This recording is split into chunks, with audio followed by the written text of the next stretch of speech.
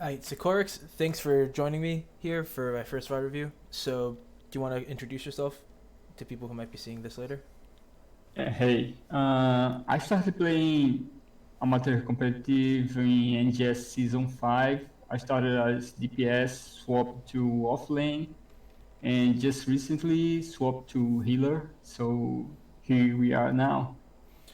And you're in a Heroes Launch team right now, correct? Yeah, Heroes Lounge Division 2. I'm playing for I Must Feed. I'm the Mm-hmm. captain and healer and shot caller for the team. Alright. And so, is this match that we're about to see, is it scrims? Is it It's a Hero League? scrim Alright. against Church of Murky. Mm-hmm. They are top division D, I think, at NGS, Uh-huh. and I think it's the first game we did against them. Okay. Alright, and so you're on Anduin. So, first off, so why did you guys decide to pick Anduin over other supports? Uh, we didn't really have a game plan here, and we had some success with Johanna and Anduin Mm-hmm. paired together, Yeah. and we thought that would be a good start for us of picks. I think we first picked Sylve, then we did go with Joe and Anduin, Mm-hmm. and we tried to go from there, have a good team fight oriented team, and see how it goes. Yeah, I like the Anduin pick here for a few reasons. So most times Anduin is usually picked to help your team against pick comps, since you can save people from getting picked with your cleanse. But against this team, they don't really have much CC against you. So in this, and they're a dive team. So what Anduin's really good at with Holy Word Salvation is he can just stop a dive by protecting your entire team and healing them. And the only interrupt they have for that is Blaze Stun or Judgment. Yeah, So and the Holy Ground at 13 as well for yeah, Tyrell. yeah. But either way, that's two tanks with three abilities. This is a really good this is a really good pick in terms of shutting down their dive, because their whole goal is going to be with Tyrael, Greymane, Blaze to dive you, and then have Jaina, Whitemane follow up to blow you, Sylve, or Rainer up. But with the Holy Word, you can actually save them from that and force them to commit CCs to you. There's a Brawling Hero level 1. That's a good Yeah, W to heal your team. I usually I really look at the what the enemy has if we want to the team fight at the beginning, and Yeah. I think neither team had any Mm-hmm. big stacking Yeah. just beside Reno, Mm-hmm. and I thought that it would be a good fight for us. So you've gone a pretty long time without picking your level 1. Did you just forget, or did you were you like I trying to did like forget. wait I for a did different forget. pick? Okay.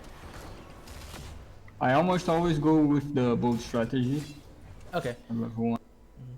Uh, so normally I tend to go for just the renew at level 1.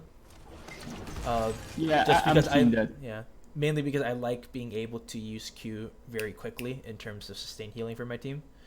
It's more mana efficient to heal with this Q than with this W. So I usually go for renew so I can keep the cooldown short for sustained healing, while also getting extra healing on a Q for auto attacking. Which against the Tyrael, Blaze, Greymane, you're probably going to be able to auto attack them once before each Q.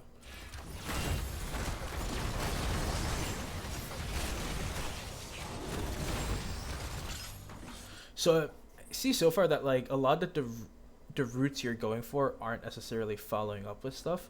So with your composition, for example, if you can coordinate with your Johanna about when Johanna's gonna W, you can have an E right behind her, so that after she condemns, somebody gets immediately caught in the route. But a lot of your routes so far have just been in Johanna's direction, but then not really coordinated with an ability to follow up with it.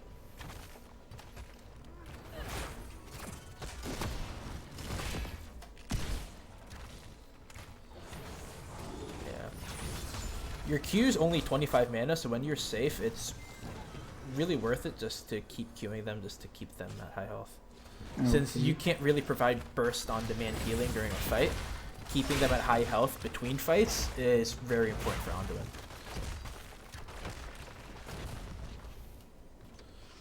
So you guys commit to a 4-man push bot. With a Sylve. Yeah, this is gonna work.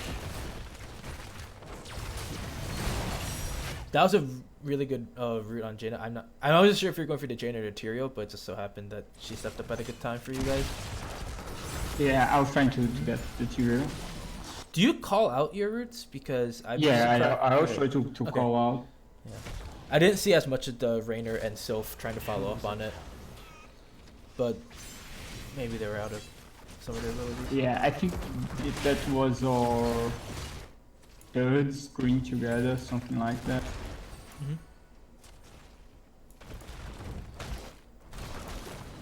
We try to counter the top push with the push Back on push, bottom. which makes sense. And with the Sylve, you have pretty good push, even though they have a Greymane. Now you and Rainer are heading top. It's a good rotation. Sylve's still putting pressure on the bot side. So you go for Inner Fire. I definitely like that pick. It's the only one that helps with the PvE, and again, since you are going to be able to auto attack, you don't need to go for the W auto attacks. So I like that pick. Is that the same reason you picked it, or did you pick it for different reasons? For the range and Yeah, the attack speed and basic range. yeah. Okay, let me just A lower lot this of down a times bit. I play and doing like a ranged ultra and the AA, and I think that you are kind of similar, and I'm used to playing ultra, so Yeah. I think that play style helps me most of the time. So I assume from you guys' positioning, it sounds like you guys are just saying, let's split shots, just trade with them, but let's make sure that they don't really push too far. But now you guys are... This is a bit risky because now you guys are trying to go for the top shots when you have Sonya mid, and you know that unless you see Greymane on the map, all 5 of them can collapse on you guys as 4. Yeah, that was on my part. I was thinking about fighting on the camp, the spell shield. Yeah. I think it was either you or Johanna walked out of the Q range, so you couldn't drop the heal on her. Yeah, Yeah, and sometimes I can cancel my you've kill when I move. I have this bad habit. Yeah. Yeah, that'll just come. As you said, you're kind of playing him like an Uther. That'll just come with repetition. Having a delayed Q versus the instant one.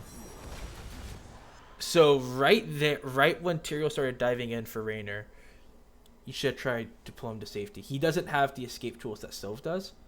So when they dive on him like that, he's just going to get slowed and I think I end up on in doing body. him. I'm not sure Yeah. he survives.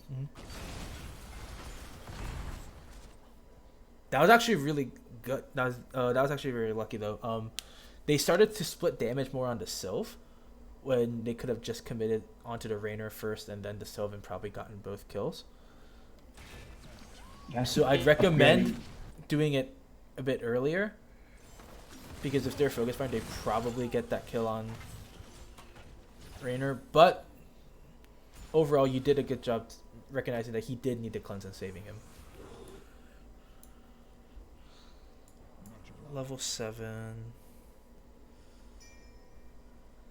Yeah, I was thinking if I did go with the burst heal or the shield on the W. Yeah. So you go for Blessed Recovery. This isn't like a right or wrong question. I'm just curious. What's your mindset when you go to thinking between your level 7 talents on Anduin? I was thinking if I didn't want the burst healing that this brings the shield, and I ended up going with this because I thought they would be focusing me a lot. No, I like the Blessed Recovery pick.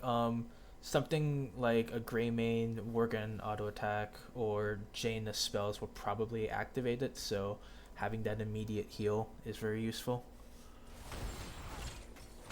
There are situations against like very like sustained damage instead of burst that I like the W at 7, but against a Greymane Jaina, I do like the Blessed Recovery pick. I think that from this point on we start losing the game. Okay.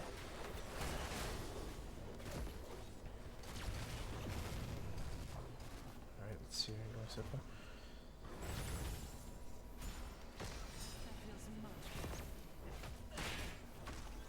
That was a good job catching mid soak because you guys had to clear the bot shots or the bot giants. Normally it'd be somebody else splitting, but Yeah, I can understand since you saw them going towards their siege camp that having you split is relatively safe. Yeah, and I still have some offlane habits, and when you're Yeah. offlane, you're usually the one who's splitting all the time. Yeah, that's fair. I have to cut that off. I normally say be more eager to call a DPS to do that. Okay. So that if a team collapses on your 3 stack, you can save them. I'd say probably with this comp, if you're pushing, I'd say Raynor maybe splits, but if you're just soaking, I'd say Sylph splits because Sylph has a better escape, but she's better than Raynor for pushing. Okay, so that was a really good engage by them in terms of Jaina just walks out of bush, slows, Blaze follows up with the stun, and now you guys are just trying to get out. On me. Yeah, good W. I wasn't ready for the engage. Yeah. You didn't panic and like immediately press your Q, which is good because if you do that, chances are they can just start focusing and collapsing on you. And then look, you got Blessed Recovery value. You healed basically. Yeah. You healed because of it. Yeah.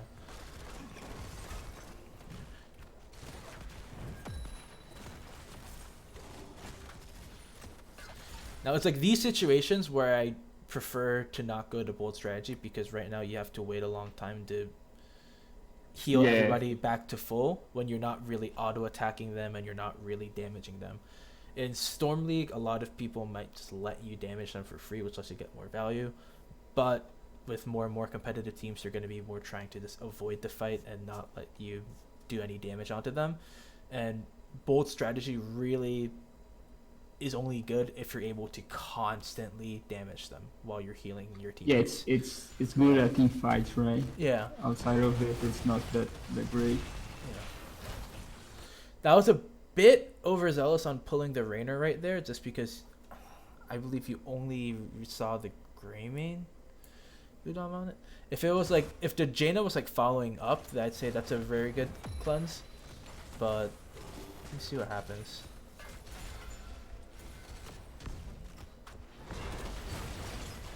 Yeah, I don't know if you had to cleanse him right there, especially for that short a distance. You saw Blaze already charged on Johanna, so he's not gonna get CC'd by them, especially with Whitemane not having her root yet either. And there was only really Greymane on him, and yeah, I think there was a late. Can't really get one shot by that. Yeah. To the Greymane engage. Yeah. And now, you're down Raynor, so had to back. So now you guys just have to soak safely. I don't know if I like you guys stepping out this far into lane, because with Tyrael Blaze, they could collapse on you from below, like right here, and just dive you, and Johanna can't really help you that much.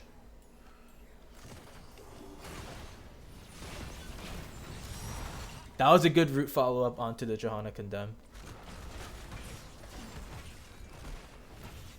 Yeah, I after you don't said know. After you said what you did about the Hollywood Salvation, it would be better here. Yeah. I took some time thinking about what should I go. Yeah. And ended up going for the light bomb. Normally, light bomb with Johanna is a great combo, and for an engage, it is really good with Johanna. It just so happens that in this specific situation, with only one interrupt, especially with Tyrael going synced as well, that means there's only one interrupt, maybe two if Tyrael goes Holy Ground. And he's usually having to use his Q for his engage, so he's not going to have it in the middle of the dive. But right there, just having the condemn into the light bomb, that is, in most situations, a very good combo. If they had a more CC heavy tank, I would have 100% gone for the light bomb. Let me see what happened there. Because you guys are fighting down.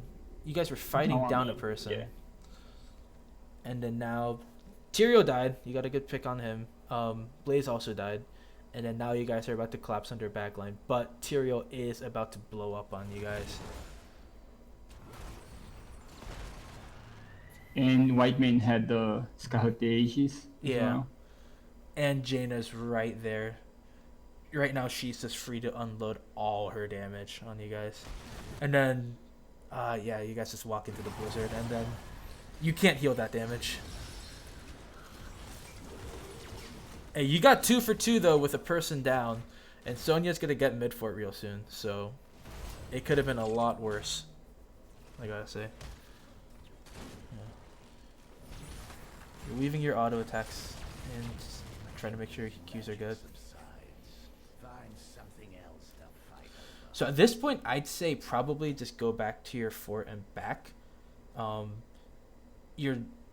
It's just you and Rainer out here. You're not really going to be contributing much to the macro. And you want to make sure that you're higher on mana in case you guys are going to be fighting over a bruiser or boss soon and they try to invade. Mm-hmm. And like right now, if they started fighting like 10 or 15 seconds, you probably don't have the mana to contribute throughout the entire fight. Yeah, I really should have back there. Yeah.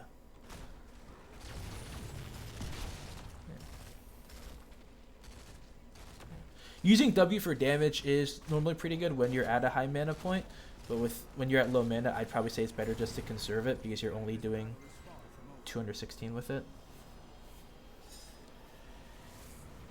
Yeah.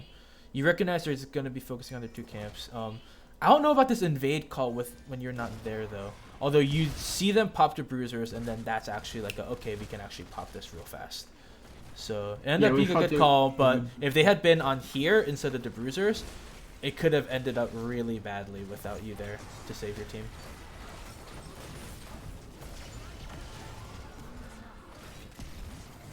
Good light bomb combo onto the Gina. Yeah, we didn't got one the light bomb. Mm-hmm. And you're focusing a lot of your heroes on Sylph. That's good.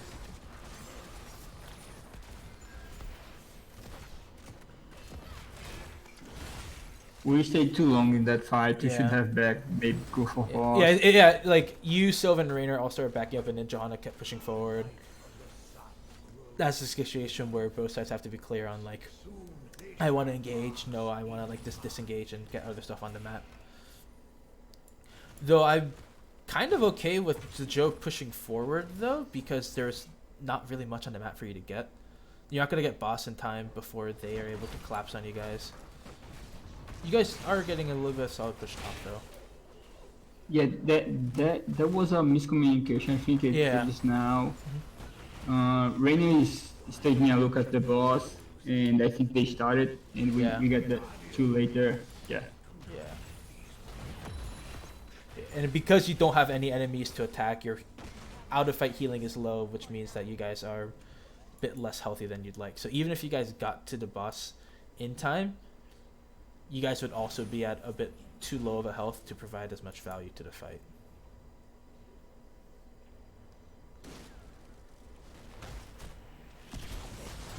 Like, Sil started that fight with 40% health, Joe started that fight with 60% health.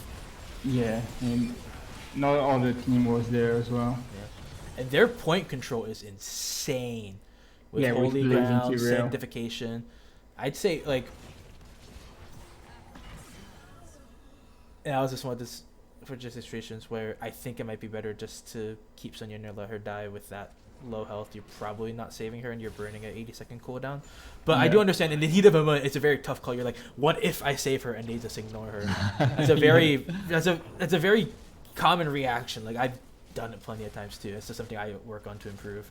But just understanding when it's better just to let a teammate die and just save your cooldown. But yeah, I'd say against this composition, if they're on boss, you got to fight them before the boss dies and force them to retreat from the boss. Because once the boss is dead and the point is active, there's no way you guys get it without Tyrael majorly screwing up. So I think once you guys, by the time you came, once you realized it was already gone, it's just like, we can't really get it. And then by grouping up on it, it's exposed you guys to a lot of AoE damage. I would have, in that situation, let me see. Yeah. So you saw that they retreated towards this path. Yeah. But then you walk right into this bush. And yes, they were probably they were probably on camp, but they could easily have been like Tyrael or Blaze just standing here, anchoring, just engaging on you, and then just blowing you up from there. For sure. I'd probably say your best ability to check that is probably your Divine Star. But with your cooldowns being so high and you guys maybe being about to fight, I probably wouldn't have just checked it at all. Just kind of waited for my team to catch up and let somebody else check it. Or I couldn't do enough alone anyway, so... Yeah. You know, the situations where it's probably better just to have stayed back rather than pushed forward, but luckily they didn't punish you for it. I like the slam light bomb combo. That's gonna make Sonya an absolute beast on their backline with the shield. You guys get a really solid engage. Get the kill on the Blaze. And now you guys are free to take their siege camp. That was a good route on the Blaze to start up the chase on him. That was good mechanics that your team was able to follow up on, and a really good light bomb. So, level 13 choice. You went push forward. I just want to hear from your perspective, between the three choices, why did you pick that one over the other two? And with a lot of the utility talents on supports, you'll find that it's not necessarily one is always the best choice. It's not like one provides the most healing numbers. It's usually a matter of personal style and the utility it brings. So I just want to hear what was going through your mind when you picked that talent at 13. So I thought they were really deep on our team, and whenever they went on the backline, they could AA someone, Greymane or Tyrael, and walk away from them and maybe get a root, something to enable my team. I think that was the main thought process about it. I personally, and I normally pick this talent normally, I would argue for going Speed of the Pious. And the reason for that is Speed of the Pious is, when your W is traveling, you get 30% movement speed. It lets you do a few things. One, on command, you can either chase better, you can disengage better by having that extra movement speed. And the good thing is with Anduin, I've already seen you kind of like positioning to curve your Divine Star back towards your teammates. Speed of the Pious makes that a lot easier, especially when going towards a teammate that's far away, to kind of make sure the W lands onto them. And tying your movement speed to your healing rather than your damage. Okay. Also, when they start diving you, you can pop your W to kind of start moving away from the dive. And by moving away from the dive, if they start diving on somebody else like Silver Rainer, you can just yoink them out. Nice. So I usually like it as a good reaction pick of, hey, they're looking for me. I pop W and get away before the dive arrives. Or I can use it to curve it to heal teammates more. Or heck, just throw it backwards and chase them. Because the star will go all the way back to you, and with that movement speed, it's going to take even longer for the star to get back, so you'll have movement speed for a pretty long time. Yeah, for sure. Yeah. But I could see the talent for going push forward, though, against a very melee-heavy team. You're going to be doing damage consistently, so you're going to have 20 movement speed throughout the entire fight. So I could see the argument for the constant movement speed. I just wanted to hear kind of your mindset when you picked that. Yeah. And then for Enchant Boots Lion Speed, it's much better once you get level 20 and you can say get a second charge of it. But it's usually good for if you want to be constantly like faster than the enemy before a fight begins. If you value pre-fight positioning, Enchant Boots Lion Speed is pretty good. This is for in-fight positioning, sustain, and this is for just burst movement speed. All three are very viable talent picks. It's more a matter of how's the game going and also some personal preference involved. You canceled your Q again on Sylve. Is this something that's going to take practice over time just to get better at, just to make sure you're keeping an eye on it?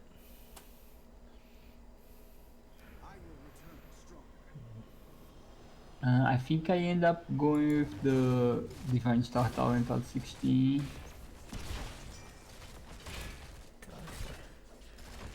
Yeah, the whole Nova. So that was the pick here. So here's how I kind of like to think about this. So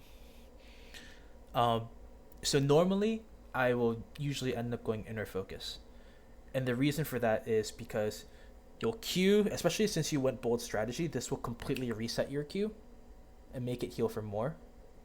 And it brings up a bit of burst healing as well, right? Yeah, because you can Q, inner focus, Q to get a big heal, and then if you Divine Star and if you hit 3 people with your Divine Star, which is very possible against a dive team, you'll have this again. So you can Q, inner focus, Q, or Divine Star, inner focus, Q.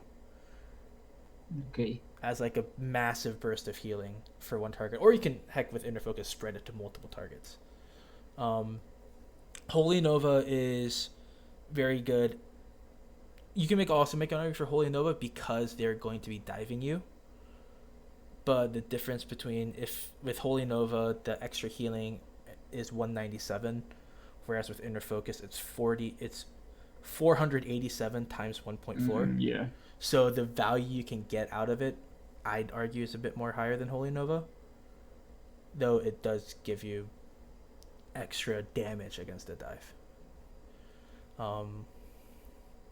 Yeah, I usually go in a focus, but I've been trying Holy Nova lately against dive comps. It is seeing how it goes. It is the higher damage, so I'd kind of like it more if say you go for these and you're like quote unquote diving on them.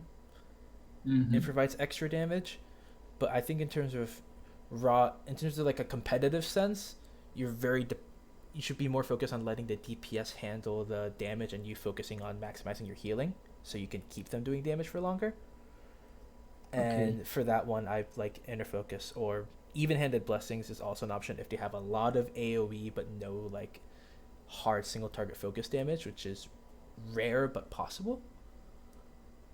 And Even-Hand also cut some of the bold strategy as well. Yeah. But with bold strategy, I'd say I would go Inner Focus just from it neutralizes all the negatives of bold strategy when you activate it. Okay. As for Lightwell, it's not really that good. It's just not that good. I'd say a lot of people in lower leagues pick Lightwell. It's a fun talent. I find it strange. And it's the only time I can see the argument is if every single fight has been going there instantly killing you before you can heal them. If you drop a Lightwell, that will kind of serve as the healer while you're dead. That's kind of the only argument I've seen for going Lightwell.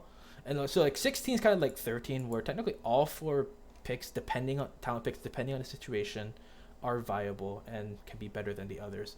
And since you're moving over to support, a constant question to ask yourself when it comes to these utility talents is why should I pick that one over another one? And just making sure you're asking yourself why and being able to defend it. If somebody else asks you why, it's going to make you make better choices faster and be a better support player for it. But Holy Nova against the dive, I can see that being a reasonable pick. Yeah, it's Holy Nova. I think I played pretty safe this game most of the time. I think I had you've been 0 deaths up to now, right? Yeah. Yeah. You've been pretty but the healing is kind of low. But also, you got to understand with healing, part of it is also how much damage is your opponent doing. So Jane has only done 26,000, Graham has only done 23,000, whereas your Soul's been killing it with 36,000. So White Maid's naturally going to have more healing. So that's because her team's taken more damage. Yeah, I think we had a miscommunication right there as well. Yeah. Immediately running out. Good pull on to Sylve to get her out.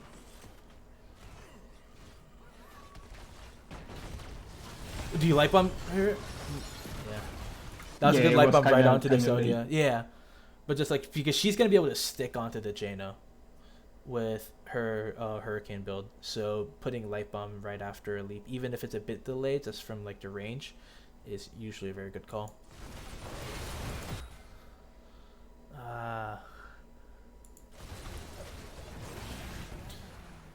The problem is with the sanctification. If you guys kind of commit by pushing forward and diving, they'll just sanctify and then just blow you guys up. Yeah, we really don't have a disengage tool. Yeah.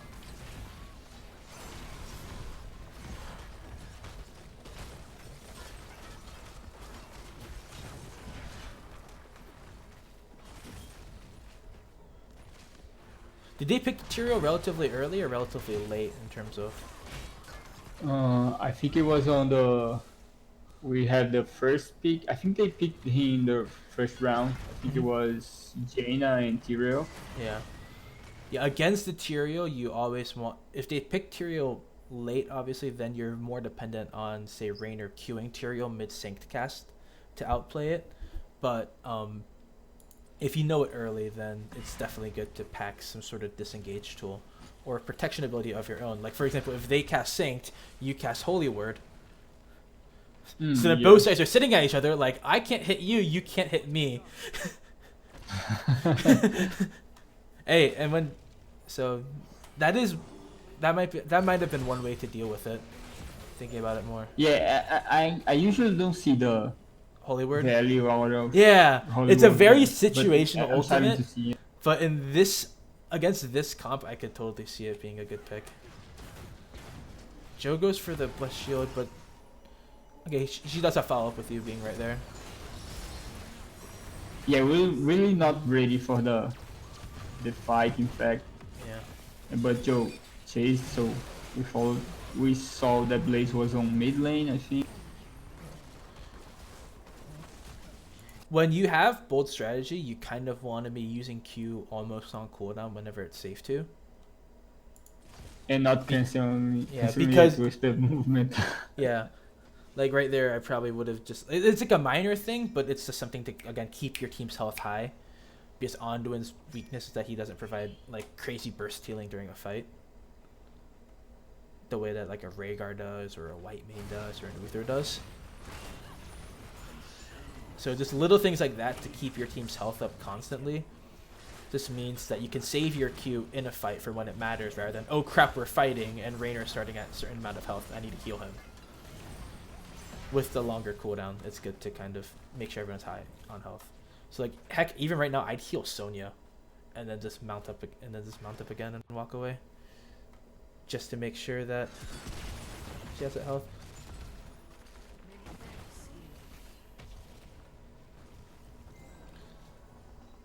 We gave a thought about doing the boss right there, but I guess Joe was kind of low on mana. Joe's low on mana, and they arguably can get 20 while you're doing boss and then collapse. And again, with their boss comp, you guys, unless like Tyrael is dead, you guys can't go for boss. There's just so much zone control that Tyrael gives.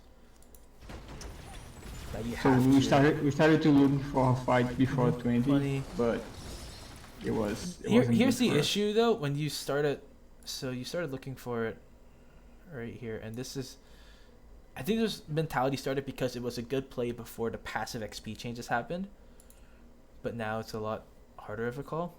It's way faster because now. Yeah, they get 20 way faster just by passively soaking. So even if you guys successfully engage, like the calls in comms for them are just gonna be hold your ultimate if it gets an upgrade at 20, and then when you hit 20, just let it rip.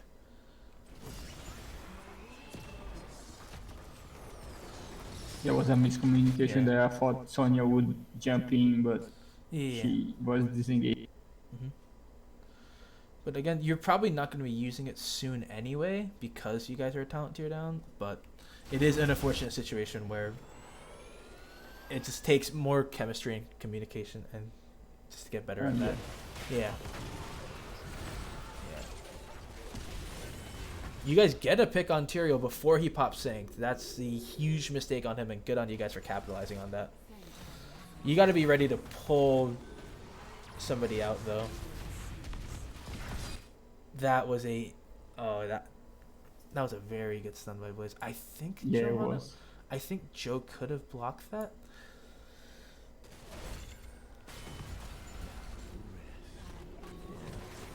I think she had shield up, maybe.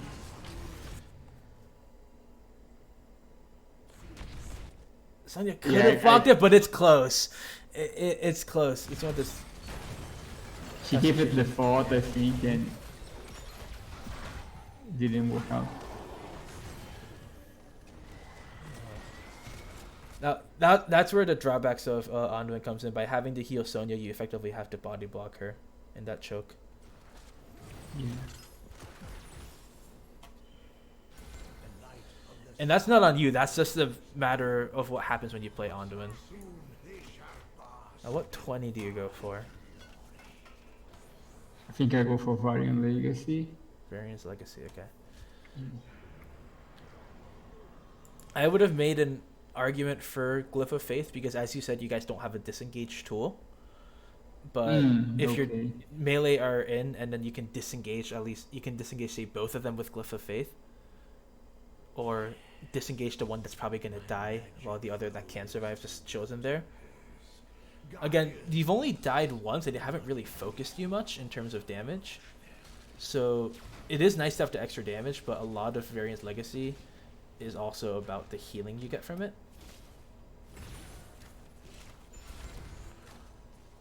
And it is the best for the PvE, but I think with Raynor and Sylve, you're kind of fine on that end. So making sure your PvE is good, I think, would be a good focus. Yeah, I just like this for the disengage. Maybe if you went Holy Word, I could see an argument for Light of Stormwind too. But you can also, pull people in and then Holy Word to make sure that even if your team starts a fight split, you can pull them in and sink them all. So you guys are looking for... It seems like you guys are looking for boss, and you guys are just checking boss. Yeah, you see the oil slick. They're like you know they're on it. How does Banshee not get vision while it's flying over there?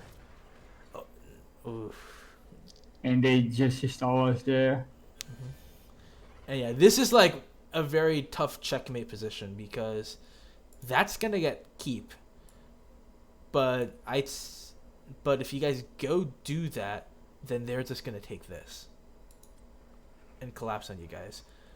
I'd say that's not gonna kill Core, so I would have maybe sent Sylve back because at least with her blink, she can get back to you guys faster. Because they'll kill it fast, but they're not gonna kill it in like 10 seconds. Sonya goes to check, but luckily they can't punish her.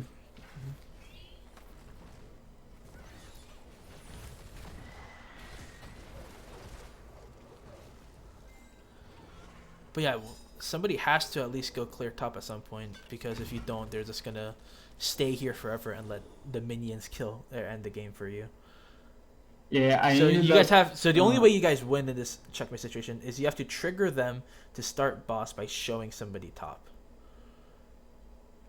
And then they immediately have to come down to fight them once they trigger the boss. Again. In the end, we didn't clear top and we didn't get the camp, I think. I like the camp call actually because it's not envisioned, so it is invisible to them in terms of where is Sonya. Is she with them? Can we do boss? So it's a way of clearing top without showing your whole hand.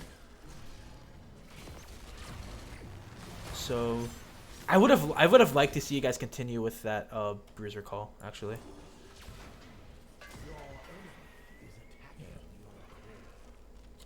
And right now, spam Q.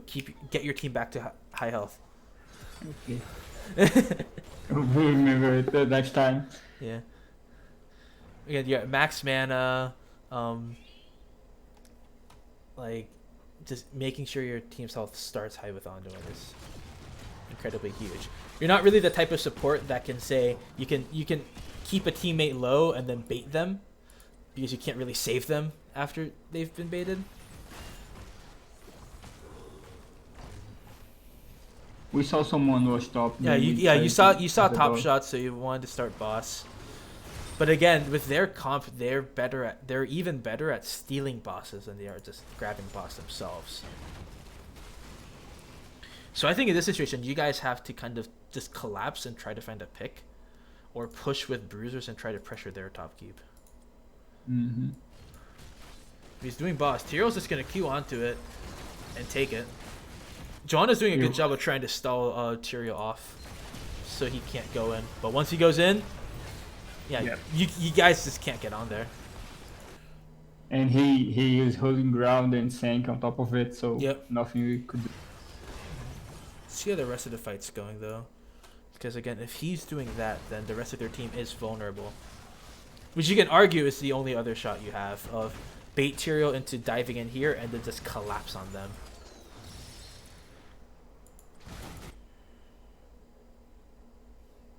So you're all the way back here, which is fine in terms of you can leap of faith somebody out. But you don't have the great follow-up for Chastise and Light Bomb when Johanna is going for the engage. Because there's a chance that Sonya could have grabbed it if you were able to root Tyrael. It's small, but there's technically a chance. So they're all grouped up. Rainer, as he should, he's going for Jaina. He gets the... White Mane had Unstoppable. He was gonna get on the point no matter what you guys did.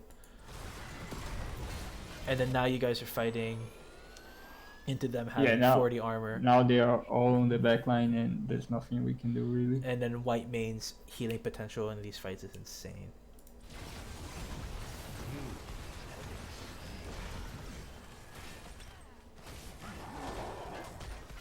Because in a team fight, unless White Mane is constantly pressured, you can't out-heal her. Like, that's not a thing in Anduin's kit that anyone can do.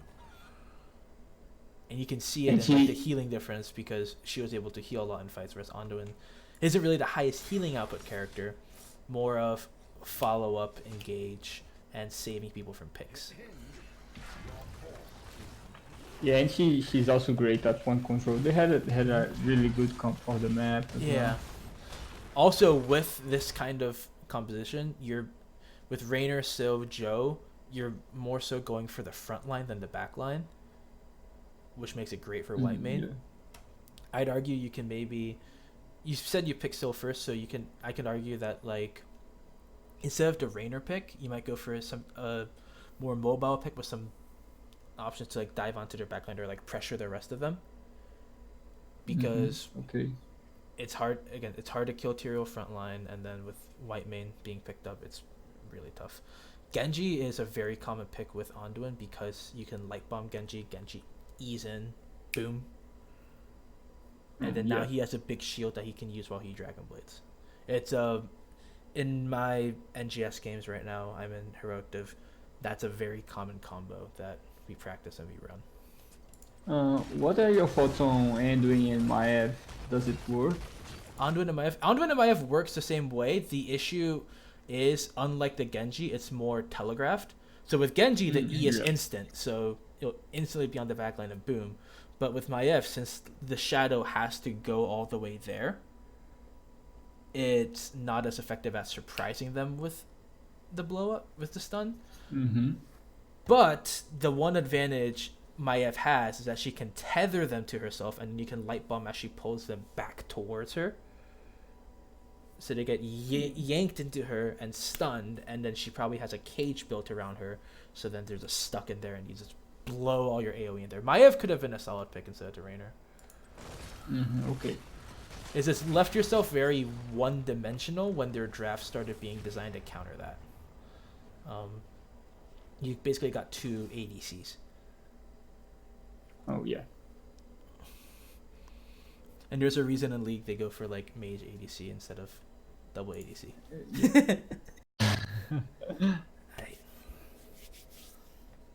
So I was practice some more salvation when Mhm. the situations come up. Yeah. Again, And I think it's a niche pick. It's just one of the situations where if they don't have a lot of CC, or if they have to burn their CC to engage, then Light Bomb is pretty good. Like against this team, for example, I like if this Ana was an Anduin, I would not recommend Holy Word. You got Kael'thas stun, Vala stun with ults, 2 stuns on Uther, and a stun with Murden. yeah. So like this is like, for example in this situation, and a lot of coordinated teams are gonna pick a lot of CC because they can capitalize on it. They're going to be able to shut down Holy Word, which is why you hear about Light Bomb as a go-to, because Light Bomb is always good, whereas Holy Word can be really good or really bad. Mm-hmm. I get it. It was just in that situation that worked well. So is this looks like, are these the same guys or are they? Yeah, the same They are, guys. okay. We are on the red side now. Okay. They follow you. Alright. 10 seconds. So it looks like they have Uther, Tasfala, Kael'thas, Murden.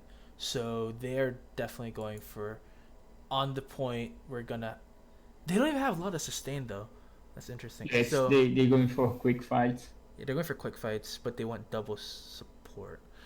So Uther Tassadar, I guess for the future when your team drafts, is a really bad combo because Tassadar is at his best when the support is a sustain healer and Tassadar can provide extra shields and armor. But with Uther Task, they're kind of just stacking their own burst protection on each other. Mm-hmm. So, is the situation, for example, where you guys could, even though they have a double support, you guys could poke. You guys, with the right draft, could definitely poke them out, and with the Orphea, you can definitely start just chunking them from a distance. 5, 4, 3, 2. Let's see. You go for grenade at 1.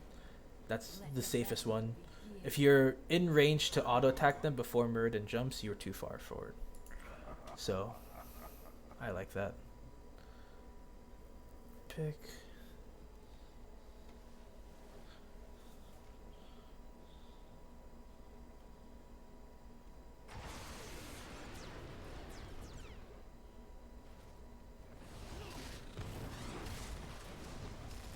I can't remember the draft order here, but the thought process was to have the Nano in the Orphea. Night plays a Seeker Orphea, Mm-hmm. and we usually got good value out of it. Okay. Yeah, I can see that. I miss a lot of my. I usually go Horus, but if Knight's that good at Orphea, I mean, you gotta get that extra spell power.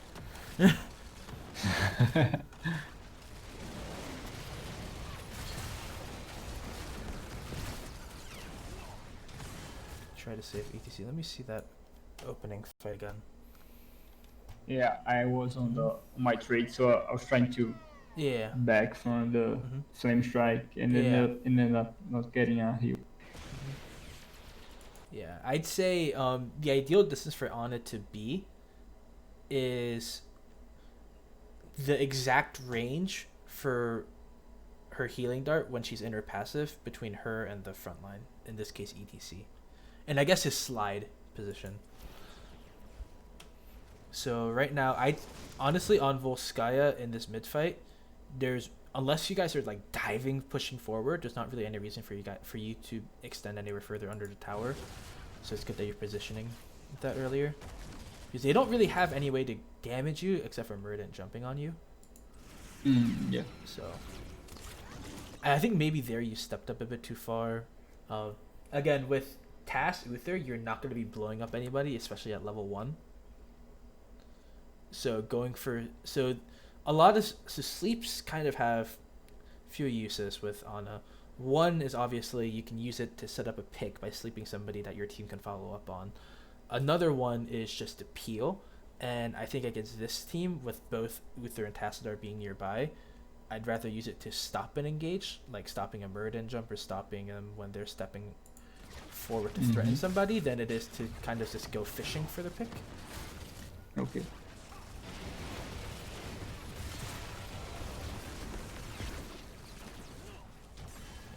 That's just the have high. Raven. That's just the high damage of Kael'thas Vala.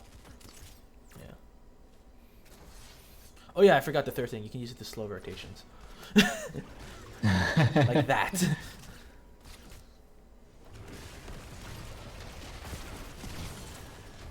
Yeah, that one is Like just grenade. yeah, reacting to the Rainer being attacked faster.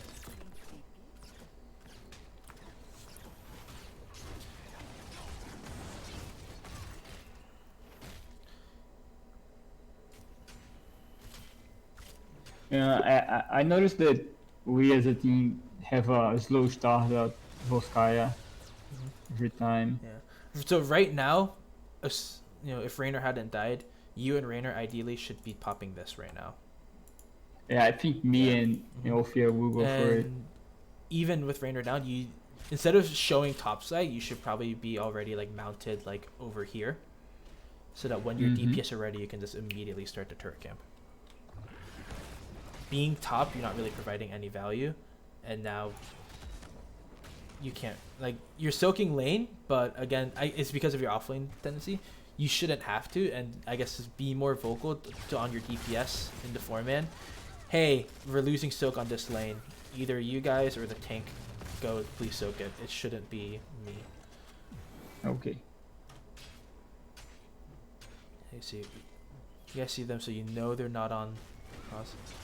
Remember that you can, you're seeing Murden, so it's fine, but remember that you can use your healing dart to check bushes. Oh, okay. It shows vision in there. So, nobody on your team should ever have to face check with an Ana on the team. Which is good. It's very good. Yeah, I saw that being used, but I really didn't remember about it this game. Yeah. I think I never used it Yeah. before.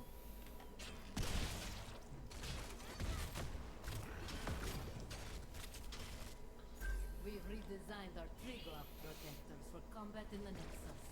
Prepare to begin field. So what level 4 are you thinking of going? Because this is another one of those where there's a lot of utility involved, rather than like just one healing outfit's better than the other. I think I ended up going with the sleep. Okay.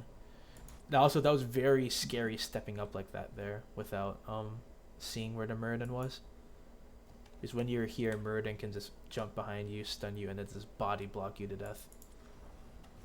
But So I think with Ana, your attack damage is so low that unless you see where they are, I'd avoid just stepping into that auto attack range.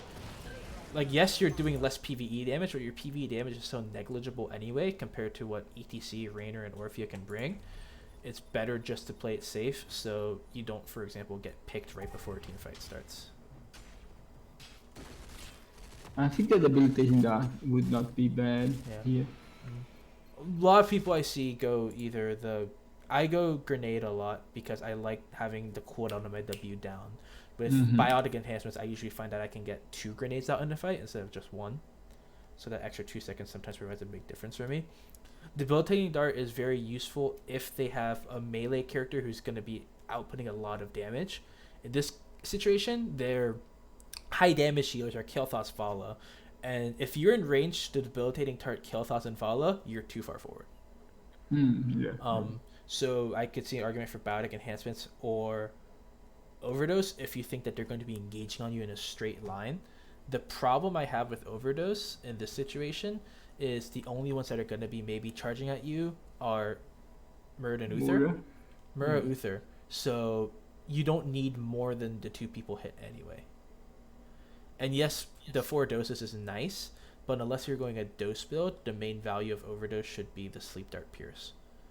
Okay. So if you have like a heavy 3-4 melee team that's charging through one alley, Overdose can sleep a bunch of them and just set up a huge wombo for you guys. But against this, you're only probably gonna hit 2 max anyway, and you're not really going for a dose focus build. So I'd probably say biotic enhancements is probably the best in this situation, with just their lack of melee, and lack of melee damage. That makes these 2 a bit harder.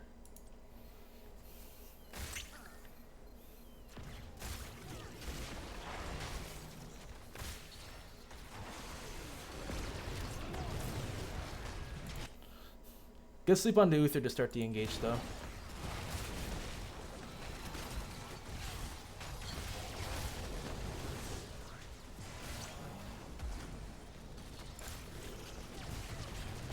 There was sometimes I couldn't really heal the Arthurs. I think that was the one. Yeah. Ever since they changed the hitbox size and the move speed, Ana's been a lot harder to get value out of, just because it's a lot easier for you to miss the Q while it's traveling. So with Ana, what I find is for most people, the biggest changes they can make are just getting better mechanically, which is something that every player just honestly tries to get better at, including myself. And I'm not really gonna. So I'm gonna try to look for more coaching things for things other than your healing dart accuracy, because the only solution for that is just practice more. Practice. Yeah. So I'm not gonna be. I'm not gonna. I'm not gonna be hounding you on that kind of situation where if you couldn't heal Arthas because you missed your Qs, just more practice. I don't know about you stepping up right there, again, because you see Kael'thas top, but it's this extra stun damage for you. In that situation, it wasn't really punished, but you're not really gonna get much value from it anyway. They're gonna wake up, and you're still gonna be able to use most of the protector.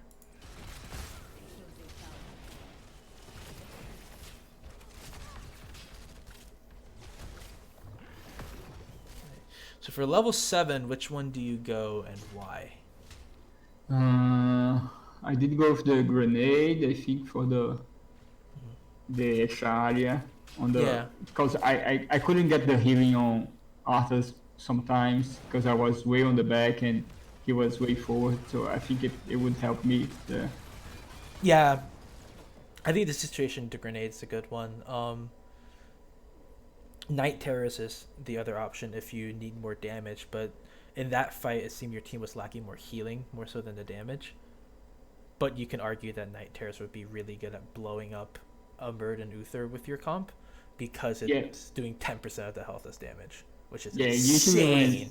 Usually when the team needs some burst damage, I go Night Terrors, but we had some issues there on the first fight. The issue seemed more so that you needed more healing, and even though this is all about anti-heal, it's arguably better for healing, especially with the synergy with contact healing, because bigger area means more heroes are hit, which means more healing with it. And then if you combo that with this, then you have your grenade up more often, and you can bonus heal for longer. Oh yeah, for sure.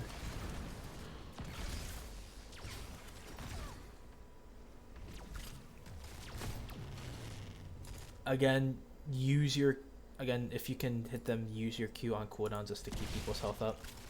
You're holding on to your Q cooldown right now. Okay. And it could have, maybe shot like 1 or 2 at Orphea to make sure she's at higher health and she can step up a bit more when she's in that position.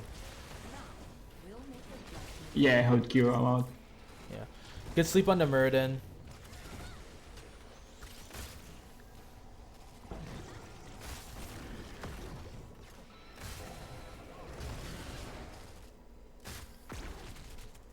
And I noticed about the Ana is that the more you know your team, how your team moves, the better she gets, because you can predict where your team will be. 100%. Yeah, my accuracy with my NGS team or my DivS team compared to my accuracy in Storm League is a huge difference, because everybody moves a specific way when they're not fighting and a specific way while fighting.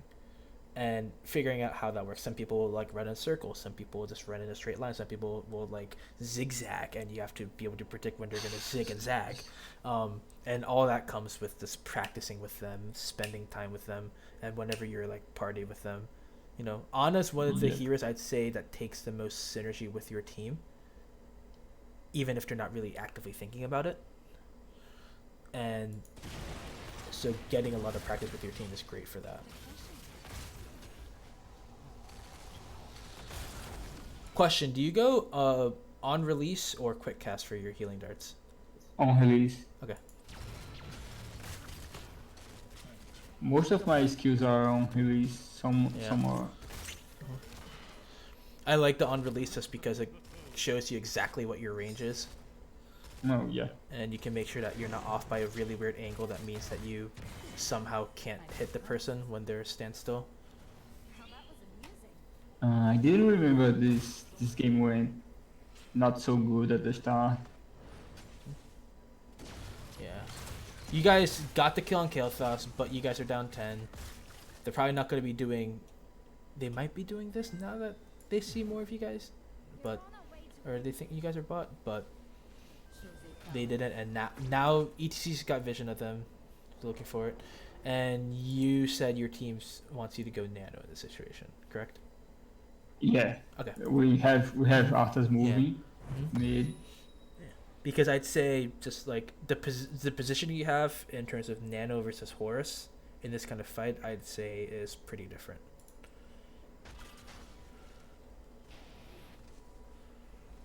So use your healing dart right now if you're not healing anybody. Just okay, or you had to Rainer ult, so it didn't really need to. You didn't really have to. But just if you don't need to heal somebody, it's on a 2-second cooldown. You can use it just to get vision.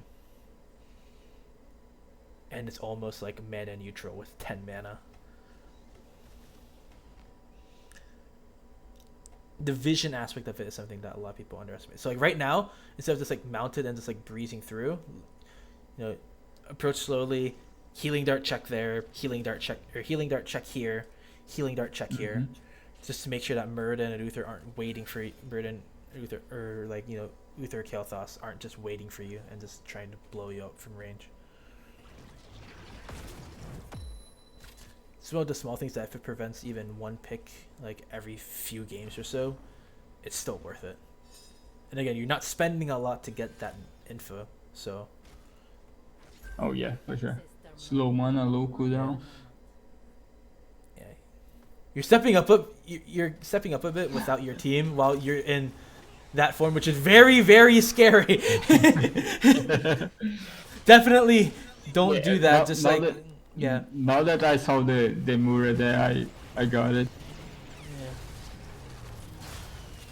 Huge mosh.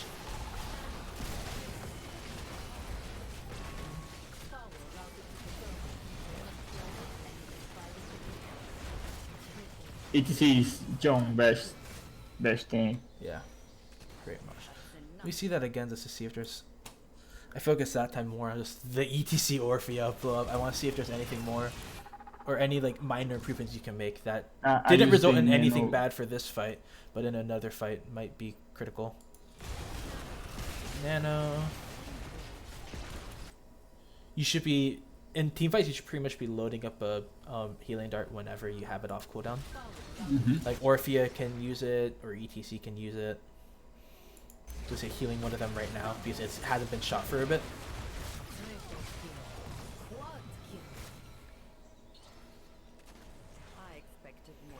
Also, if you're trying to heal them between fights, don't be afraid to tell your team to just stand still. Okay.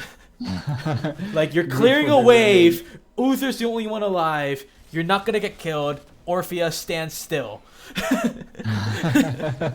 For the love of God. Also, in that safe position, you can do a lot more of lining up the shots to hit more people with a single one. So, like, right now, if you're standing there mounted, you're only gonna be healing one person, Arthas.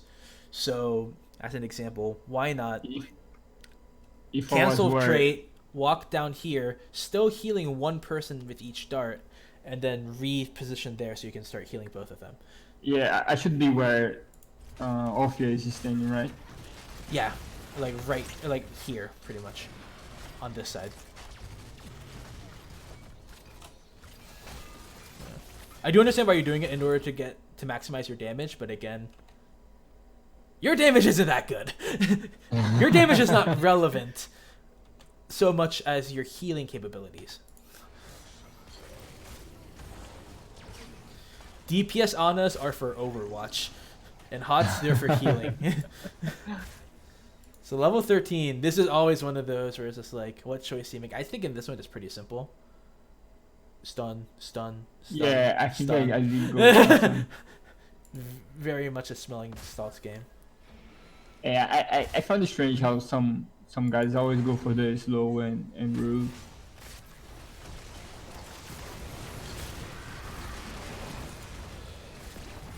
Let me see.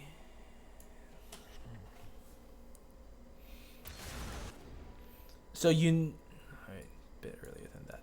So you know with them, with freaking 4 stuns, every fight for them is going to start with a stun. Like, with Kael'thas and Vala, they're not necessarily going to be just walking up and just, like, spraying spells and auto-attacking them to death without a CC. You're gonna, like, there's gonna be a CC involved. Yeah, it should have been. So I'd say the moment they That's show, I'd hold on to the healing dart until a stun lands. Although you haven't been able to pick it yet, which is probably what you're doing right now. Yeah. And if you had been able to pick it, you could just heal. I think I forgot about it with the fight coming. Yeah. And then just waiting for the CC to start it. It's harder to do in a fight, but in terms of the first stun to engage a fight, if they're a stun engaged team, you should be able to always give that original target 50 armor. Yeah, I could save the Arthur there if I had it. Yeah. And then you weren't able to pick it yet. And it'll just come with over time, just like practicing, you know, like control 1, control 2, control 3 from memory to just like instantly lock it. Yeah. Now you've picked it.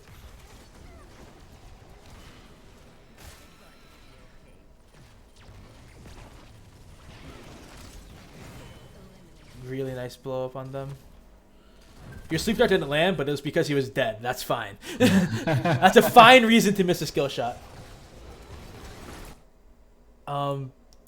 Is your team calling in that situation to start looking forward to see if you can get more picks?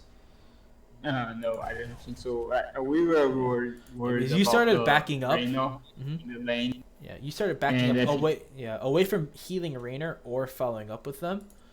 And that meant that when Orphea gets stunned, you can't cleanse it and get her armor for the fight. Yeah. And I think if you'd been down here healing Raynor, or if you just stepped up with them, I think either way would have probably worked. But just standing in this area on point, you're not really doing anyone any favors unless you're going Horus. Yeah. So, yeah. At that point, you either say, Orphea, if you want to be lazy and not wait for a healing, just get in there. it was what I said to her. Yeah. There's no way I can heal you for that much. He needs to not spread that.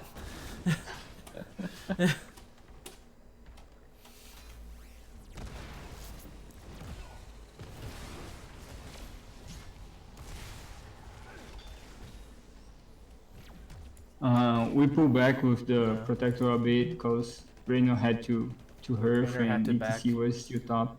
Yeah. We do some damage, then we pull back. Yeah, this is almost a minute. Yeah, it's a tough position. You could have argued that it might have been better. You can make an argument because of how long the protector lasts, that it's better just to heal up Raynor before you push with the protector. Because he started, once you got the protector, he was still at like 50% health. So you can argue that like if we, you know, you can either delay the protector a few seconds and then all push with it, or we grab protector immediately, but we can't push with it and we have to kind of just like split and like just not really do anything in terms of the push. I'd say maybe the best combination to put in there wasn't you and Orphea, but Orphea ETC. Okay. Because the protector will pretty much be serving as a tank in terms of you'll be diving on them for engage, you have your W for peel, you have your E to protect people that are being dove and upon. we still had Arthas. Yeah. Arthas was in the... Was Arthas dead? But even so, like, I think putting one of these guys into it instead of you, and then so if as the protector's fighting, if somebody gets stun engaged on, you can provide the 50 armor. Okay.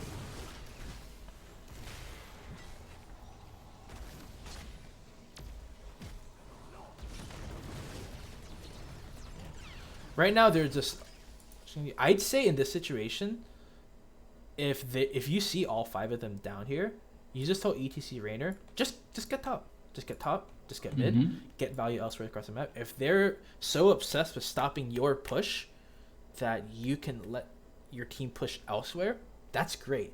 And if they leave to start pressuring ETC Raynor, then you can push on bot, and then you force them to either commit to stopping one or the other, or just dancing back and forth, not really stopping either. Okay. So I think in this situation, the other call is just telling, instead of telling ETC Rainer to collapse to do like a 5-on-5 fight, which is always spooky if you don't have your support out to heal during the fight, even with the protector. Be better called just macro and say, hey, they're letting us push side for free.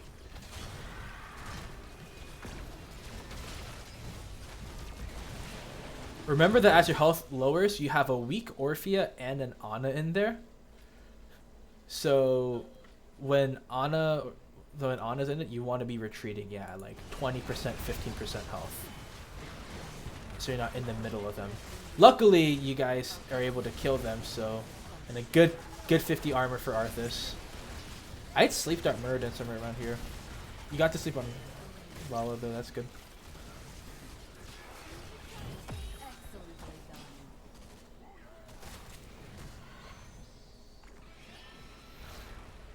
Oh no, you're stuck here! Yeah. Cancel strike! Yeah, just run that way. Just run that way anyway. I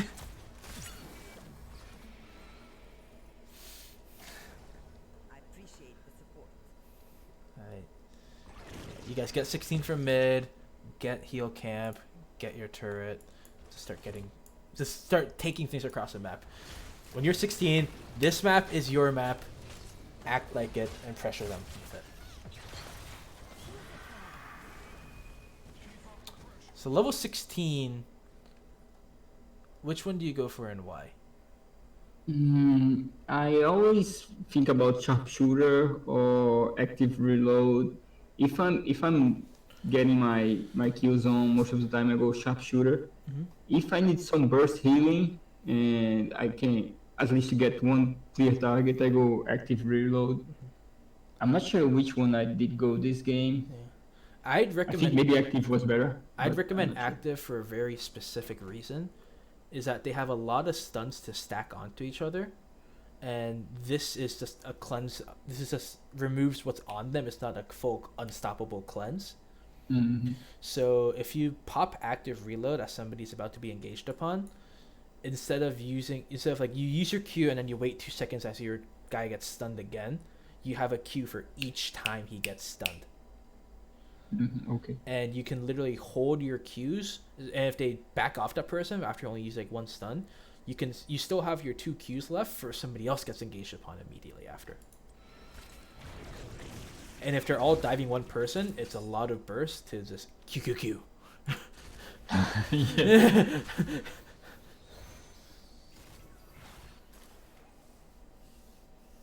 Just shotgun it. Or machine gun it, I guess. Yeah, I ended up going active here. Yeah, that's a good call. And then once somebody gets engaged upon, you can just pop it and then know that you have 3 stun cleanses just waiting for you before it's ever on cooldown. Because I think the best part about active reload is that it removes the cooldown between shots. Yeah, it's really, really fast. Yeah. So even if you're spreading stuns across multiple people, you can just Q different people. Instead of which one do I give 50 armor to and which one do I let die kind of choice.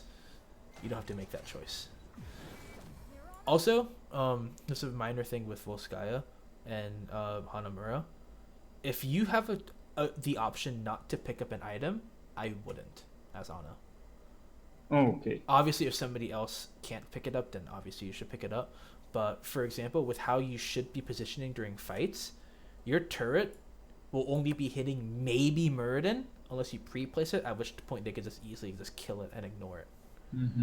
Whereas Rainer or Orphea are going to be in positions more likely to be near them, so their turrets will get more value on average. And that also goes for heal camp.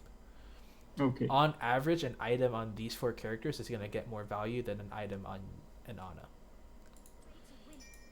And that's just based off of the way you should optimally be positioning to avoid their damage while being able to heal your team.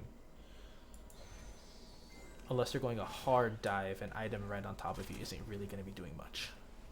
And even then, if they're hard diving you, your team should collapse and drop a turret on anyway. And they should have to depend on you to drop that. Alright. You're top, you C5 bot. Yeah, there's 2 calls here. You can either push keep, or you can try to flank and collapse on them. And looks like you guys are going push. And you guys, forward, but and you guys are going for the flank collapse, which is fine. It forces them to immediately back up, because Rainer's a bit slow. But especially since you guys catch up with them, if you guys kind of said, "Oh, we're gonna be moving down here, but we're not actually gonna show," then Rainer being here is fine. You guys are showing, and Rainer showing. So they know, hey, we're down talent tier, but it is 5v4, so maybe there's a chance. yeah, it's an equal fight. Yeah. There So I think if Rainer's still showing mid, it might be better for you guys to hide in a bush, rather than show yourselves and say, hey, it's 4v5, let's brawl.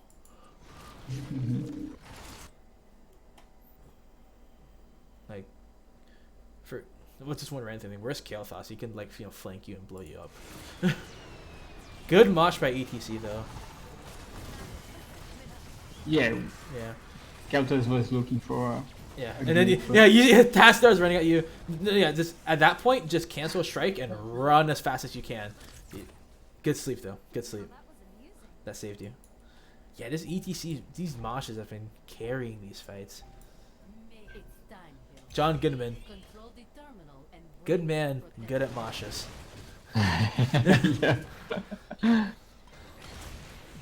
And make sure whenever you need health and your teams group up, just drop a W on yourself. At that point, you missed it, and now you're dependent to this Shrike things for healing, which you get eventually. In hindsight, I think maybe we should have pushed the fort wall there. What do you think about this call? I think it's fine for you guys to go for mid fort because it gets you more passive XP. You're not gonna get mid keep obviously, and I'd say it's easier for you guys to retreat from mid fort than from bot keep because it's gonna take longer for them to go from fountain to encounter you guys, so you have more time to burn stuff and get more value. So I'd say that's a fine call in my opinion. Obviously, mid fort's not there. Go for bot keep wall, but I think getting mid, you got mid fort. Everybody got out. You got passive XP. I think it's good, especially if you are worried that you can't finish with this objective. You can finish next objective here, and you'll have an advantage because you have a fort while they don't. Okay. I think at that fight, Mura was pretty obsessive with the backline. Murden jumped in. Yeah. Get ready to pop active reload and just save Arthas or Rainer, whichever one he goes for. If he goes for them. He's just walked in there, just ate a bunch of damage. Yeah, good cleanse on Arthas.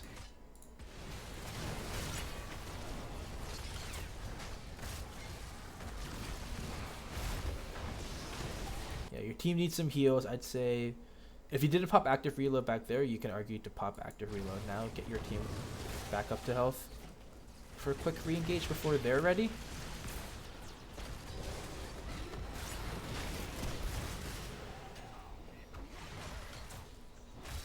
Yeah. Unless somebody's locked down by something, I wouldn't spray it. Making sure each Q gets value without the downtime in the middle is probably better than just spraying it all over the place. Because most of those shots probably didn't get as much value as you would have liked. It just kind of pedaled around the team. I mean, if they're locked down and you know where they're going to be, then pumping 3 Qs in rapidly is going to be good. But just making sure that you can use your next Q in faster than 2 seconds is still good enough for active reload to get good value.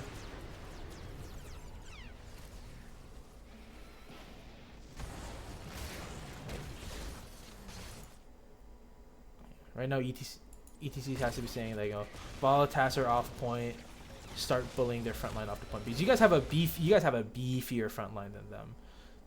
They only have Murd and Uther. Good grenade to keep Orphea alive. ETC is just having a heck of a time in the back line. I think Arthur's Good sleep on died task. here. Good sleep on task. I wouldn't have woken him until your team was a bit more ready to go after him, but again, good setup in the first place. Hey, you landed all those active reloads. That was good. That was very good mechanically to just land all those. And now, end. When they're all dead, then I'd say the best picks are ETC and you and ETC. Yeah, Because you guys because have the least damage. and Orphea has the damage, Yeah, right? I'm not sure how much mana Orphea has. If Orphea has no mana, oh, wait, but you still have. You still have, no, you popped it during the fight. Did not know? Yeah, you used it on Orphea. Yeah, I did. That must be a bug with the protector. I'm not sure how long was this fight. Looks like not for long. So yeah, I'd probably say ETC and you in here, unless Orphea has no mana, in which case then it's you and Orphea.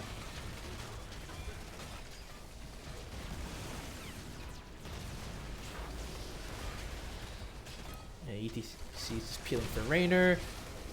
You just focus with that much health. You're just focusing everything on the core, and it's game over. Pretty much, if you have more percentage health than the core, just going for it usually do the trick. Okay. So overall, what are your what would you say? What should I practice? Things to keep in mind, I'd say, are number one, whenever you're not fighting and you have cooldowns for heals, use them. Just constantly remind yourself, is my if you see somebody with missing health, can I heal them cheaply and effectively? With Anduin and Ana's Q, the answer is yes. There's some trickier situations, like with Uther, it's a bit more complex because if you know where they are, it's fine. But if you don't, you might want to save it so you have armor in case they dive on you immediately. But whenever it is safe to heal them, just constant. Let's make sure you're using your healing spells on them, your cheaper ones. Okay. Make sure that you're the support, not the offlaner anymore. You can't you can catch soak, but just constantly be telling your DPS, hey, it's better if I'm with the team and you guys are catching the soak. Okay. Plus they can they can kill it faster and go back to the 4-man faster than you can. Yeah, for sure. And that's where the fights happen. So tell them they're not gonna be missing out on that many fights. Another thing is just face checking. You're probably used to playing a lot more bulkier heroes because you played the off lane. Yeah. Now you're on very squishy characters that everybody wants to kill. There's nobody people want to kill more than the support. Oh yeah, for sure. With all the times we save our teammates and just like blue ball the enemy team, we are enemy number one for them. So just make sure you position yourself constantly to be protected and not face checking.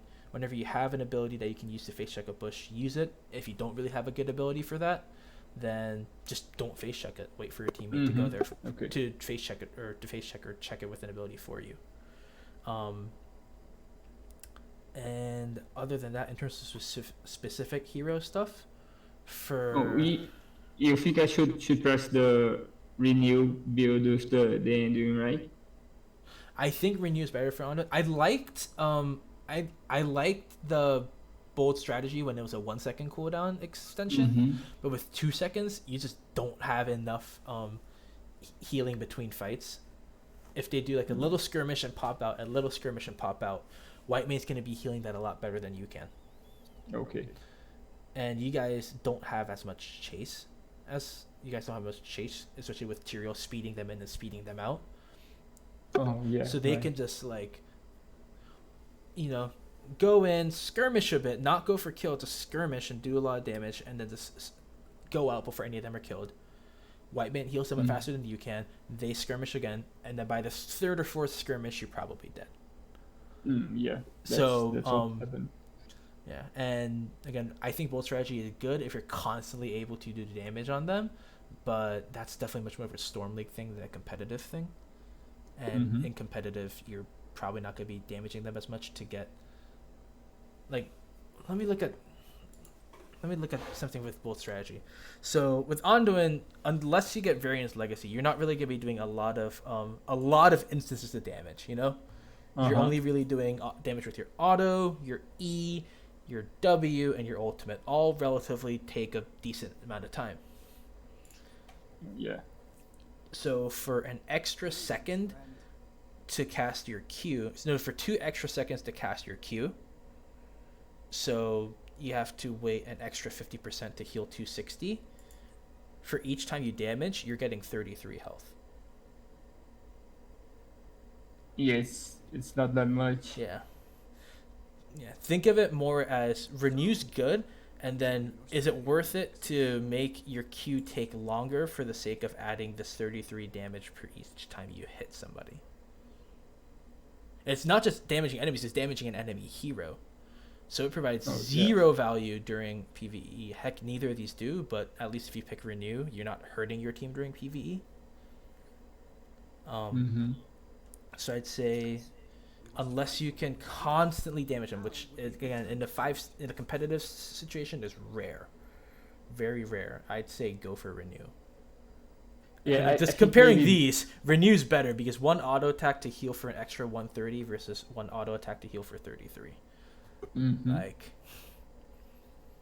it's a big difference in your overall healing capabilities to go Renew rather than Bold Strategy or Pursued. Level 4, if you can safely auto, which you could against that team, I like Inner Fire because it also provides PvE. It's the only one of the 3 that does. If you can't safely auto attack, like you're against a Garrosh, Moral Compass is still very good Okay. to proc your Renew. Because, And Renew got value out of Inner Fire with the range. yeah, with range and attack speed, it's easier Yeah. to get an auto attack off, so you could get the Renew value. But then if you can't safely do that, Moral Compass will still trigger Renew. Okay. Level 7, I don't really like this one at all. Like, I Yeah, just don't think it's that good. the But- time I tried it, it was Mhm. not that With good. these two, I'd say it's based off of, are you facing burst or sustained damage? Against the Jaina, the burst was the right call. This popped a lot. Every time you were taking damage, pretty much, Blessed Recovery popped. Mhm. Level 10, again, I see the Light Bomb value. is usually good, out but of- there are rare situations where Salvation's good, and it's really good that Yeah. you picked a game where this actually had good value, because then you can see the difference. Oh yeah, right. 13, again, this is all based on your playstyle. Do you want movement speed before a fight, movement speed during a fight, is this constant movement speed, or burst movement speed in an instant? Mm-hmm.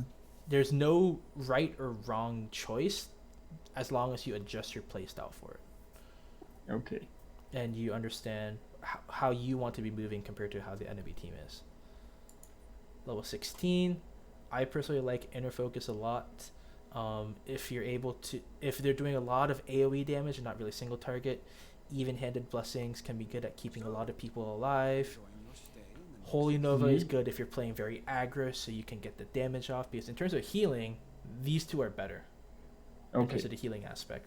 But if you're actually trying to do damage, Holy Nova is good. If you're steamrolling them and you can actually just like get near them and just dive on them, Holy Nova is good. Like Mhm. pairing Holy Nova with Speed of the Pious, for example. If your team's like all Oh, yeah. pushing forward together, you get movement speed, and then you're on them. Holy Nova detonates, and then Light Wall really only for if you're dying first every fight. Mm-hmm. If you're dying real quickly every fight, then Light Wall can at least heal your team for the rest of the fight. 20. Please don't take this. Please don't take this. In a competitive team, if not being able to do anything for 2 seconds is death. It's just just a lot of death. time. And then you can't even queue for 10 seconds, so you can't even heal people after the fight for a bit. Yeah. All 3 of these have merit if you have to pull people a lot. Glyph is good. Glyph is also great with enchant boots. Light of Stormwind, if you're able to do Holy Word, is actually pretty good. Just it does extra healing, and then After now, okay, you guys are protected and you got healing. Now we can just run at them and kill them with the 40% movement speed. And then Variance Legacy is good if you can constantly auto them and you're taking some poke damage, and that Variance Legacy is pretty much able to heal you for all the damage you've been taking. At the Sky Temple game, I can see the value of Light of Stormwind with the Hollywood Salvation. Out of that fight with the Tyrell and just Raymond. countersanked with Salvation, and then just now it's a fair fight, except you actually got to heal while they didn't. So, and then for Ana, I like the talents you want overall. Maybe against double melee, I don't really like Overdose as much, but you were landing them and doing some solid damage with it. So, I didn't really talk about the level 1 talents. Vampiric Rounds, I'd say, is only good if you're going for a dose focus build. Dose focus builds, I really only see getting value against Genji. Because Genji is somebody that you'll be able to attack even if you're positioning well, just because he'll go on you. And then you'll be healing by a lot. And then like the dose build would be like Vampiric Overdose for you, so you can stack your one faster. And then Mind Numbing Agent. 5 doses on a Genji, Genji's doing nothing. Oh, yeah. Genji's doing nothing to you if you do that. 50% reduce spell damage. The mistake people make, though, with dose build is that they think, oh, I need to auto-attack someone to decrease their spell power. I'm going to go up and go after their Kael'thas or their Mage. And then you end up out of position. And so, yeah, the Kael'thas isn't killing you, but that Vala, Murd, and R, for example, you know? So make sure if you go for a dose build, it's really only for against enemies that are going to be diving on you, even if you're positioning safely. So, Genji, maybe Tracer to lower pulse bomb damage, and Grimmin maybe. Or you can argue Kira. You can argue Kira IF, or heck Valera. If they go, if their focus is very much to dive you with like a melee assassin or two, then dose build can be fine. But usually if you're ever in doubt, I just end up going grenade build, or grenade with debilitating at 4. 13 again is very much on the opponent's CC. Remember? I really don't get the speed serum value because it makes harder to hit your Q. So it does make it harder to hit your Q, and if a team has a comp without roots, slows, or stuns, I'm very impressed. I am very impressed if they don't have roots, slows, or stuns anywhere in their comp. I'd say if it's obviously that game, they were all stun focused, so stuns was the call. If they're going for like an Arthas Jaina, you go for Purifying Darts. If they're mixed, it's a bit more complicated. I think it depends on which one you can do more consistently. Like, if they have like a stun tank, but they have a Jaina who's going for more like damage over time, who's not just instantly blowing somebody up, then you can go for Purifying and make sure that Jaina can't get extra bonus damage, because this cleanses the frozen thing off of them. So Jaina doesn't do bonus damage with the next ability. 16. You can go for this with dose build, but even with dose build, this isn't that great. Okay. Sharpshooter or active reload. I personally go active reload, but if you're very confident, this is a very fun build. It's very fun. And then 20. I didn't really talk about the ults that much. Yeah, if you have a mage that's going to get a lot of value out of Nano Boost, then I'd say go for it.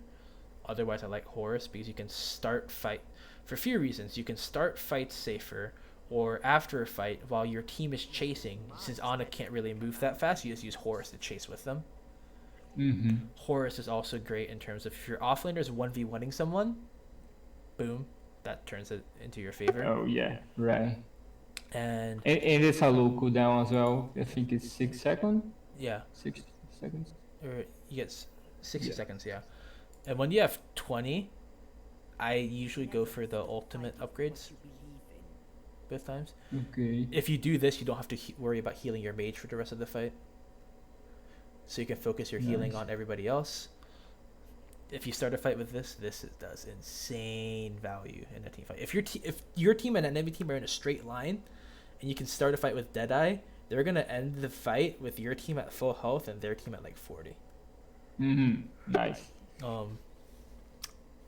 I sometimes go for dynamic optics. I do sometimes go if we're rushing core, because Okay. dynamic optics provides the highest value on core. And then Yeah, if I you're can see going, that. yeah, and then if you're going for a dose build, armored stance can be good. You really go for it more for the 25 armor, more so than to increase the strike damage, so you don't get blown up by a specific engage.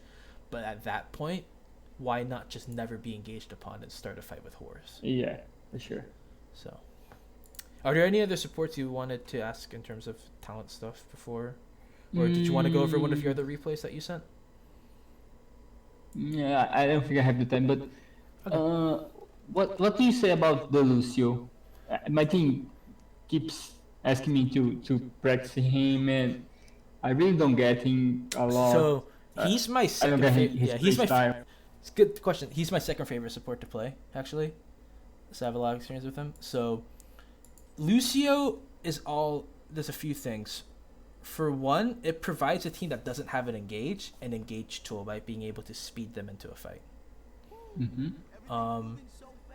So if you have a Garrosh that's having a trouble keeping up, or if you're having a Johanna that wants to get closer to them, if you're speed boosting them towards to start the fight, don't use Amp It Up, I'd say, for the engage, because you're going to want the healing. But Okay. speed boost enables you to engage better. And once you're winning a fight, Lucio is the best support at snowballing the fight. Yeah, Because 'cause you can't keep run chasing. from a Lucio.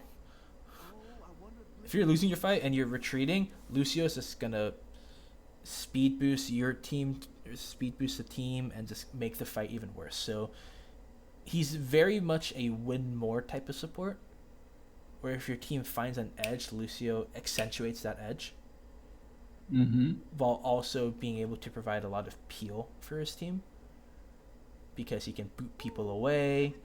He can use push off to, for example, you can push off towards an opponent and boot them towards your team as like a free engage.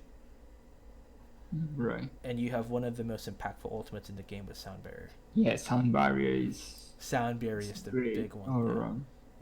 And then his healing's not super great early on, but once you hit level 16, he's one of the best in the game. Also, So, in terms of helping with like your No, making, also it also kind of solves your problem of you're not healing much between fights, because with Lucio, if you put on heal boost, it'll just naturally heal people between fights. So, how would you say you approach fights with Lucio? You want quick fights or prolonged fights? How do you It depends. play your team fights? Usually, I'd say a slower fight, because Lucio over an entire fight can probably provide more sustained healing. But like Lucio is in a short fight, like the burst supports, the ones you want fights done quickly, they're gonna be characters like Karazim, Rhaegar, Uther, Stukov, Tyrande. And there's gonna be other supports that you want for the sustained purpose of it, like Deckard, Morales, Ana, Malfurion, who are better at longer fights. Lucio turns into that longer fight.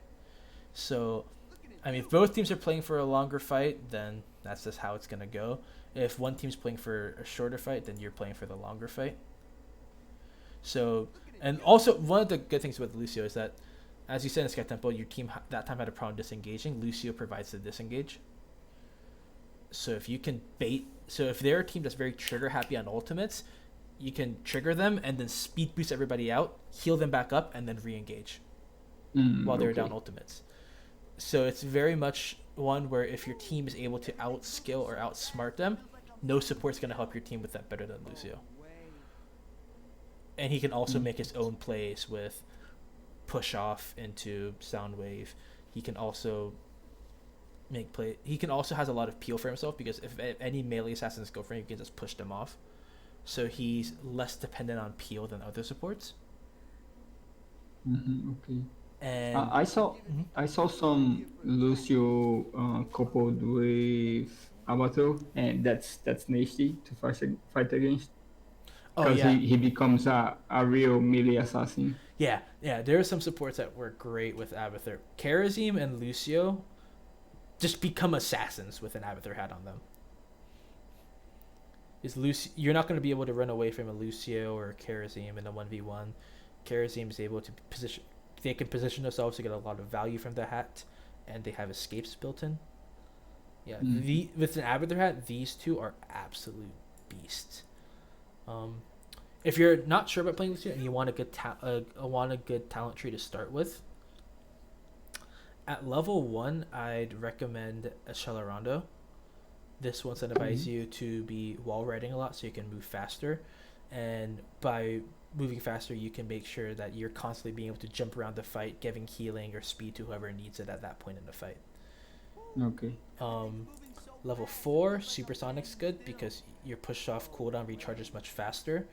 And that means you can either use it for extra mobility while rotating between lanes. You can use it to escape more. You can use it to engage by trading into them and then queuing them back towards your team. It just provides you with a lot of utility to have this active a lot. Level 7, this is where I find a lot of debate. So I personally go for boomboxing competitive a lot because with Lucio you're not always going to be able to be reverse amping the enemy. Your position should be more focused on healing your teammates, and that might not always be where the enemies are. And boombox provides a few things. One, it lets you tower dive because boomboxes can eat, I think, 4 or 5 tower shots. That's a lot. So you can drop a boombox and say you are safe to dive for like 5 seconds. It will act as a ward, and if you can pre-place it before a fight, you can make sure that your teammates can just be in it to receive healing rather than you having to go back and forth between different people in a fight. Level 10 is Sound Barrier. Like one of the most impactful ults in Heroes of the Storm. Literally can turn around fights. Absolutely great. I'd say Sound Barrier also though is better to pop it earlier than later because the shield decays. So if you pop it earlier, then you're just preventing damage. If you pop it later, then you're trying more to save. But when that shield's gone, you're still going to be at that low health. Yeah. 13, I like Slip.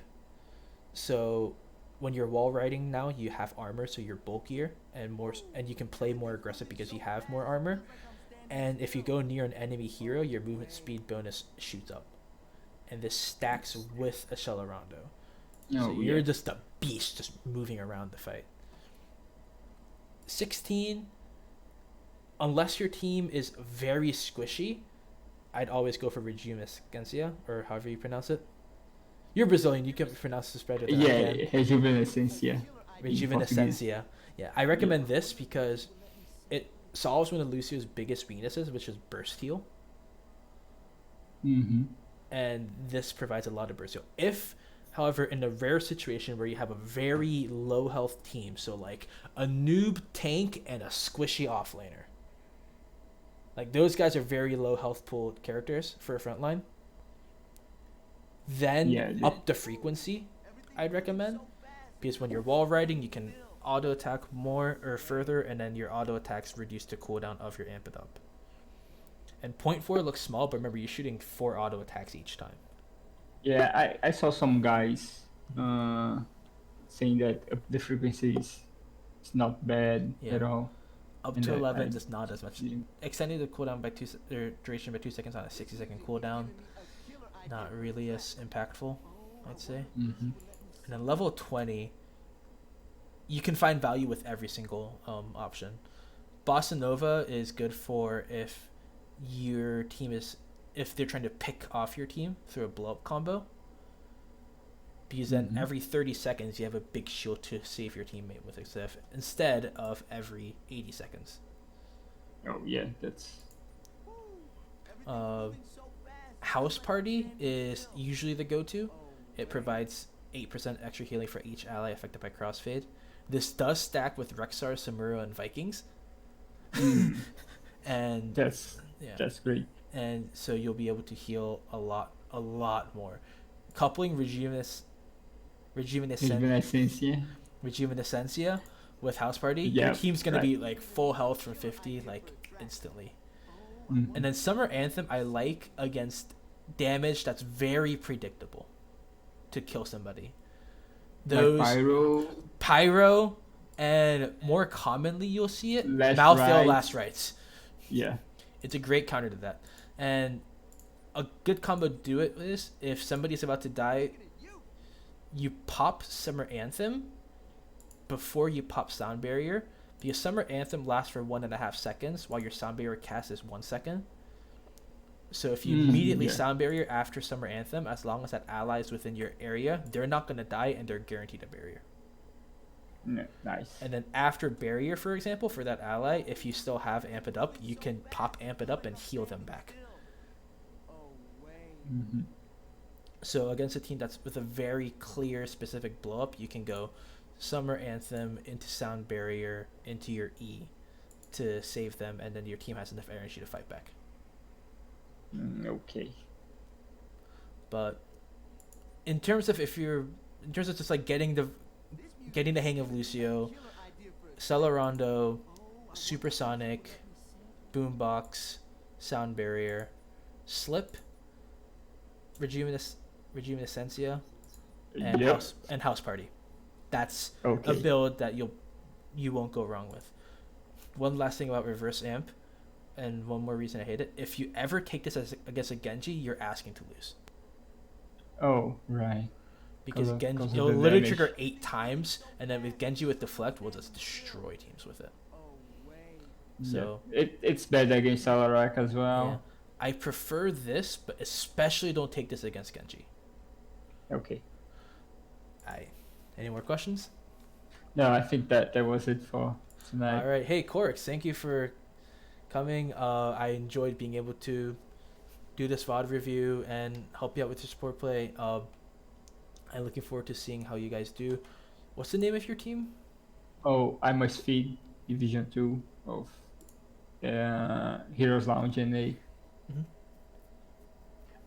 And thanks for helping me out. It was really great. I'll try to keep practicing it and see if we can make it to the playoffs. Yeah. Hey, no problem. I've been in the spot of having to unexpectedly role swap onto support myself a few times. So I completely understand what you're going through in terms of having to change all your instincts because support's a very unique position. And Yes, I'm really enjoying it. I never thought I would enjoy playing support, but it's Hots been a does a good experience. job of being very rewarding to support for a support player compared to most games. So, all right. Well, Corix, thank you for stopping by, and best of luck for your future matches in Heroes Lounge, or NNGS, and any other things you do in the future. Okay, thanks. See you, Tempest. Yep. See ya. Glad I could help.